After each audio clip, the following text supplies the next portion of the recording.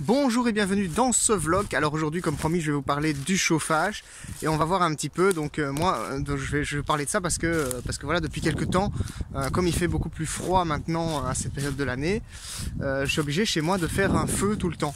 Et voilà, du coup, je me suis posé la question par rapport à mon terrain et à l'installation que j'ai envie de faire là-dessus. Je me suis posé la question de comment je pouvais faire pour être autonome en chauffage, parce que bon, là pour l'instant, je vis chez ma mère dans un chalet dans les bois. On a un poêle à bois en fait, tout simplement. Et on a aussi un chauffage central et un poêle au pellet, donc on a pas mal de moyens de chauffage. Mais déjà là, il y a plein de choses qui vont pas, parce que par exemple les vérandas sont très mal isolées. Il y a des gros problèmes à ce niveau-là, et donc quand on pense son habitation, c'est important de penser aussi à ça. Par exemple, on construit pas les habitations, je sais pas, vous allez voir dans certains pays comme en Espagne et tout ça, il y a certains types d'habitations. C'est le genre d'habitation qu'on va pas construire dans nos régions parce qu'il fait beaucoup trop froid en hiver. Ces habitations sont conçues pour évacuer la chaleur, pour permettre une fraîcheur dans la maison, etc. Donc il faudra plutôt penser à l'inverse si on veut construire dans ces régions. Alors moi, là où je vais m'installer, donc sur mon terrain, pas tout de suite, mais voilà, je m'installerai pas tout de suite à l'année, mais je vais probablement construire une sorte de petite habitation qui soit dans les règles de la possibilité de construire dans les terrains bâtissables, dans les terrains agricoles. Enfin voilà, je réfléchis à tout ça depuis longtemps, et je fais des plans, je conçois un peu les trucs, enfin voilà. Mais du coup je réfléchissais aux moyens de chauffage et je me dis que par exemple, bon déjà il faut réfléchir dans tous les aspects, parce que avoir chaud c'est bien, mais avoir trop chaud c'est nul aussi, enfin c'est un peu con aussi, surtout que c'est du gaspillage en termes d'énergie, etc. Donc par exemple, voilà, moi si j'ai un feu à bois comme celui que j'ai pour l'instant chez ma mère, qui est un gros poêle à bois en fonte classique, si je mets ça dans une petite habitation de 25 mètres carrés, je vais vite avoir très très chaud et ça va être plutôt embêtant. Donc il faut que je trouve quelque chose de plus petit déjà et qui consomme moins. Alors s'il fait très chaud, c'est pas hyper grave, vous allez me dire, mais le problème c'est que le bois consommé par ce type de cheminée est beaucoup plus important qu'une plus petite cheminée tout simplement. Et la consommation de bois, ça va être important parce que le bois c'est des arbres, et les arbres ça pousse et ça met en général beaucoup de temps pour pousser. Alors vous allez me dire, il y a des arbres qui poussent plus vite que les autres, comme les peupliers ou ce genre de choses. C'est vrai, mais malheureusement les peupliers, quand on les brûle, ils brûlent beaucoup plus vite aussi et ils fournissent moins d'énergie, donc c'est proportionnel. Donc en général, les arbres qui vont brûler très lentement et qui vont assurer un bon chauffage pendant longtemps et qu'on n'aura pas besoin de recharger autant, ça va être le chêne ou par exemple le châtaignier, le noyer ou ce genre de choses. On brûle moins ce type de bois généralement, mais le chêne est souvent brûlé, mais ce sont des arbres qui en tout cas poussent très lentement en fait. Et donc si vous avez si vous coupez ces arbres pour faire votre chauffage, il va falloir réfléchir quand vous replantez à vous dire, voilà, cet arbre que je replante maintenant, je pourrais l'utiliser que dans tel ou tel nombre d'années. Et donc l'intérêt dans ce type de fonctionnement, c'est d'avoir clairement une forêt à sa disposition, parce que voilà, quand on achète un terrain, en général on cherche plutôt du côté des prairies, parce que c'est là où on pourra avoir la lumière nécessaire pour cultiver ce genre de choses. Alors moi c'est une prairie que je vais avoir, mais il y a un petit peu d'arbres sur la prairie, il y a même un petit morceau de forêt qui est vraiment très petit, et qui justement est trop petit pour subvenir, oula, il y a une branche, qui justement est trop petit pour subvenir, je pense, à mes besoins en termes de chauffage. Et donc ça c'est un sujet de réflexion intéressant, parce que je me dis que peut-être je devrais réfléchir pour le long terme en tout cas à investir dans des parcelles à côté, parce qu'il y a beaucoup de parcelles qui sont à vendre, que ce soit des parcelles agricoles ou de forêt ou ce genre de choses. Et ce serait bien d'avoir des parcelles à côté qui contiennent de la forêt et qui puissent être gérées et coupées pour avoir du bois de chauffage tout simplement.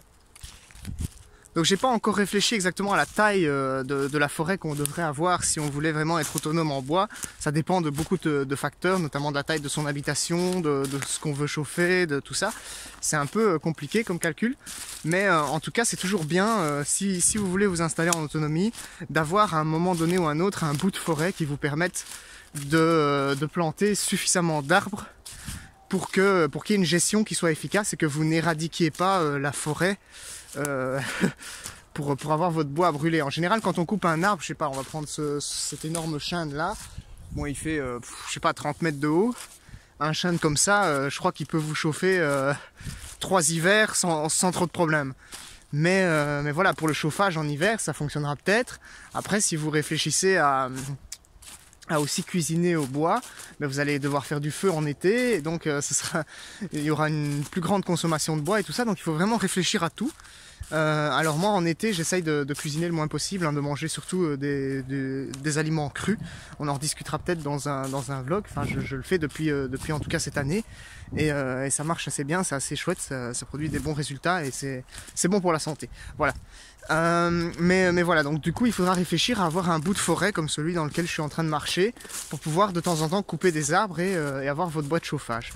Il faudra également que vous soyez capable de couper un arbre. Je sais pas si... enfin, il y en a certainement plein d'entre vous qui savent couper des arbres, hein. Voilà, il y a des bûcherons, il y a des gens qui sont déjà autonomes, qui ont déjà ces capacités. Moi personnellement je ne sais pas couper un arbre. Alors j'ai coupé un arbre chez moi il y a quelques temps. C'était un tout petit arbre, genre pas plus grand que celui qui a attendez, j'essaie de vous le montrer, qui a ici, voilà. Pas plus grand que celui-là, bon c'était pas un chêne, c'était un sapin si je me souviens bien, et je l'ai coupé, je l'ai fait tomber dans une certaine direction. Vous voyez, il y a une technique pour couper l'arbre et le faire tomber dans la direction que vous voulez. Bon, moi j'ai eu une marge d'erreur de 30 degrés, donc déjà si je devais le faire tomber entre des arbres dans une forêt serrée, ce serait déjà un problème. Bon voilà, mais bref, on sait le faire, il y a toujours moyen de le faire, mais encore une fois, ça utilise aussi des machines qui sont complexes. Moi j'ai pas coupé mon arbre à la hache, à l'ancienne, comme un gros bûcheron canadien, hein. J'ai fait ça à la tronçonneuse qui consomme de l'électricité. Alors il y a aussi des tronçonneuses à essence qui sont en général plus efficaces, mais bon, l'essence c'est une énergie fossile, hein. C'est créé avec du pétrole, donc c'est pas top. Enfin bref, voilà, vous voyez qu'il y a toute une série de choses à apprendre pour pouvoir être autonome en bois, pour pouvoir vous chauffer avec du bois. Et ça va être pareil pour toutes les autres méthodes qui vont être imaginées en dehors du chauffage au bois. Et c'est comme ça que quand on commence à s'informer sur ces sujets, on se rend compte à quel point le sujet de la nourriture, c'est limite le plus simple en fait. Parce que cultiver son jardin, si vous avez un peu d'expérience, vous savez le faire sans trop de soucis. Si vous vous renseignez un petit peu sur la permaculture et ce genre de choses, ça va très vite de comprendre le fonctionnement du jardin et de commencer à produire sa propre nourriture. Pour le reste, ça va être beaucoup plus compliqué et c'est de ça qu'on va discuter dans les prochains vlogs. Et donc on va essayer aussi de détailler d'autres systèmes de chauffage pour les semaines à venir que le chauffage au bois. Bon, moi c'est le premier que je vois parce que c'est vraiment le plus simple à pratiquer, et c'est aussi, comme je vous l'ai dit dans ma vidéo sur le carbone, c'est un système qui est parfaitement écologique sur le long terme, puisque vous replantez des arbres au fur et à mesure que vous les coupez et vous êtes capable de faire une circulation énergétique, une circulation du carbone qui est neutre. Voilà.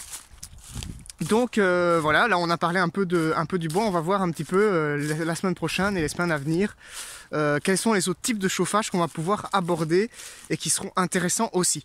Sur ce, moi je vous laisse, puisque ça fait déjà 8 minutes que je fais la vidéo, donc je vous retrouve la semaine prochaine pour une suivante vidéo sur des sujets comme ça. Alors n'hésitez pas toujours à me mettre en commentaire des sujets de vidéos si jamais vous avez des idées. Moi ça m'intéresse toujours, parfois je suis en panne d'idées, hein. C'est surtout pour ça d'ailleurs que j'ai arrêté la semaine dernière, parce que ça me prend pas tant de temps que ça de faire les vlogs, donc je suis capable d'en tenir 1 ou 2 par semaine sans trop de problème.